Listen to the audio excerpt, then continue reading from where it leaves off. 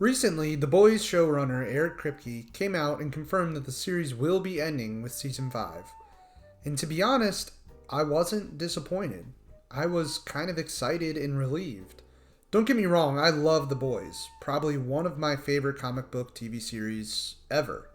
That being said, I think we're starting to hit a standstill in where this show can go, and that became pretty evident in season 4. Like, subscribe, comment down below, and tell a friend. And if you're new here, check out the rest of the channel and let me know what you think. Let's dive into The Boys Season 4.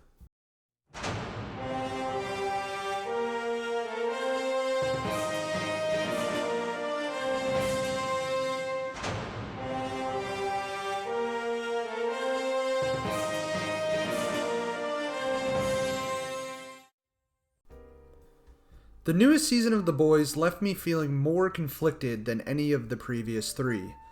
While I enjoyed many aspects of the newest entry, I do think it might be the weakest season overall. Right off the bat, a lot happens this season, but at the same time, a lot doesn't happen.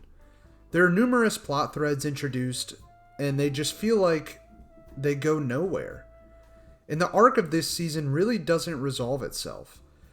The writing this season just doesn't feel as polished as in years prior. Characters make significant choices that are revoked the very next episode, and events occur without consequences. Narrative threads are sort of thrown in last minute, and things feel rushed.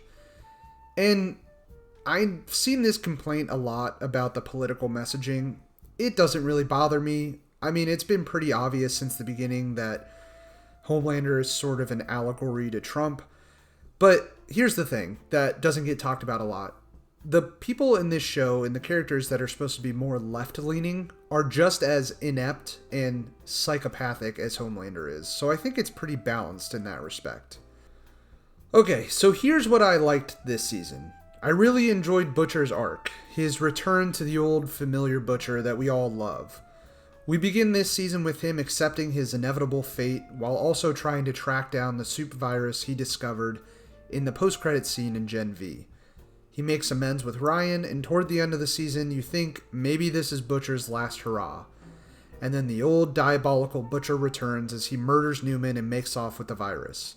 It was fantastic.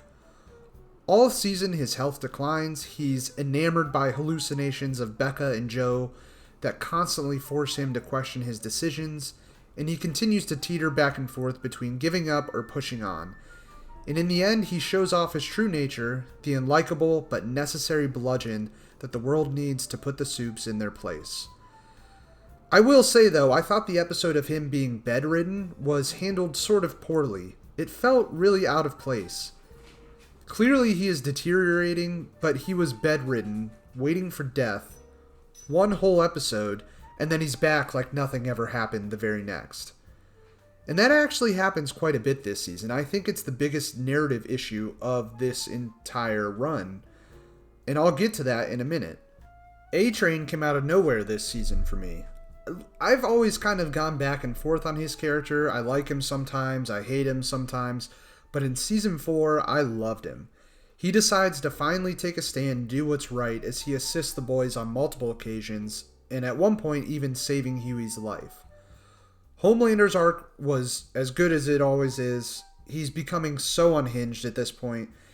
Anthony Starr is incredible in this role, and his ability to just switch the derangement on and off as quick as he does, it's amazing. He's to the point where when he walks into a room, you just expect someone to die at this point. The Deep got a bit more to do this season. He's completely despicable, but he is hilarious just because of how dumb he is, so I enjoy him just for that aspect.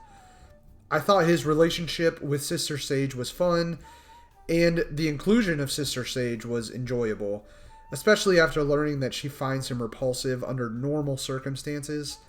And Sage lobotomizing herself every night just to feel normal was an interesting and compelling characteristic to add to the story. Stan Edgar's back, even though I don't know where he is at this point, but I just always enjoy Giancarlo. Basically anything going on with Butcher in the 7 I found interesting. And to be completely transparent, I found the threads involving the boys to be the least interesting aspects of this season, which is weird considering the show is titled The Boys. Nothing really happens with them, and when things do happen that could be interesting, the situations are resolved almost instantaneously and without consequence. So, Frenchie. I didn't really enjoy his arc at all this season. It's weird that we left off last season with him and Kimiko sharing a kiss and possibly in a place where they would start a relationship. And then at the beginning of this season, he's in a relationship with someone else who is also a victim of one of his jobs. It didn't feel like it was a natural progression from where the character was left off at the end of season 3. Then he turns himself in for his crimes, and then he's back an episode later, and that was that. It's never mentioned again. And this is a recurring theme. Then there's Huey. Oh, poor Huey. They did him dirty this year. Looking back, I feel like he was barely even in this season, and when he was, he didn't really do anything consequential. He was sidelined for a couple episodes dealing with his father's stroke. And oh, by the way, him and his mom pump Hugh full of V to try and save his life, and that works for like 10 minutes, and then Hugh dies anyway, and the whole thread is resolved in a matter of 2 scenes. And Hugh kills a bunch of innocent civilians in the hospital, and nothing ever comes of that.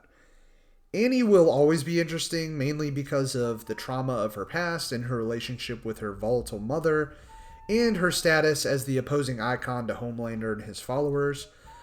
But she really doesn't get to do a lot this season either. They try to give her an interesting storyline where she's captured and impersonated by a shapeshifter, but again, it happens and it's over within half an episode, and they introduced it so late in the season that it just felt so rushed. And lastly, there's Ryan. I just don't know what this character is. He's constantly going back and forth between Butcher and Homelander to the point where it's just annoying. I'm not even sure if the writers know which direction they want him to go, and the reasons he finds to stick with Homelander are just not very compelling. And don't get me wrong, there is a ton of fun this season. The encounter with the beat-up animals at Stan Edgar's farm is wild and fun. Watching the Seven purge the tower of their unreliable employees in such a disastrous manner was hilarious. Huey going undercover as web weaver and becoming Tech Knight's and Ashley's sex slave was classic The Boys. And the gruesome debacle at the VOD on Ice rehearsal is insane. The issue is that in previous season, all of these side missions and story threads would all converge into one big narrative and they would feed into that storyline. And that doesn't happen this season. There's no glorious finale. Our characters are just kind of left in the same place they began, and nothing really happens.